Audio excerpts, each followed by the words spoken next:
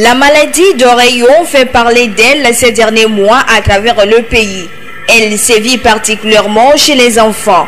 La préfecture d'Aguenivé a enregistré plusieurs cas selon la directrice préfectorale de la santé. Nous avons enregistré depuis le début de l'année un nombre de plus en plus élevé des cas d'oreillon dans la préfecture.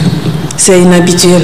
Lorsqu'il y a des cas de maladie dont le nombre est de plus en plus élevé, ça doit nous interpeller. Des dispositions sont prises pour sensibiliser la communauté. Les oreillons constituent une maladie virale et très contagieuse qui se transmet d'une personne à une autre à travers des gouttelettes de salive.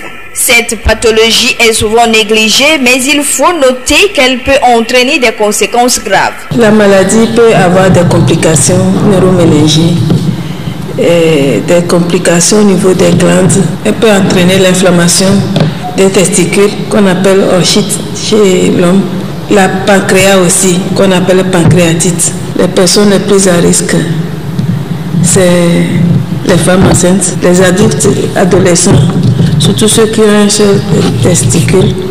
Parce que si jamais il y avait une inflammation, ça peut entraîner la stérilité. Et chez la femme enceinte, il peut entraîner une fausse couche dès la première au premier trimestre de grossesse. Voilà pourquoi il est vivement conseillé de se faire consulter dans un centre de santé dès l'apparition des premiers signes cliniques pour une prise en charge adéquate. C'est lorsque tu arrives à l'hôpital que par rapport à tes symptômes, le médecin ou bien le soignant verra qu'est-ce qu'il y a lieu de faire.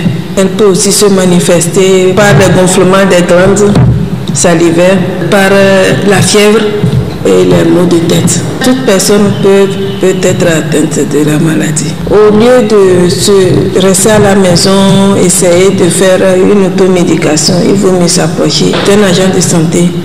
Dans une formation sanitaire, concernant les enfants qui vont à l'école, il faut que les parents et les éducateurs sachent que c'est une maladie très contagieuse et que l'enfant doit être envoyé à l'hôpital et rester à la maison le temps que le soignant lui dira de rester à la maison afin d'éviter de contaminer les autres. Le vaccin est disponible en officine, en privé, qu'on appelle ROR, on peut s'en procurer et approcher un agent, un médecin ou bien un pédiatre, surtout pour la vaccination chez les enfants.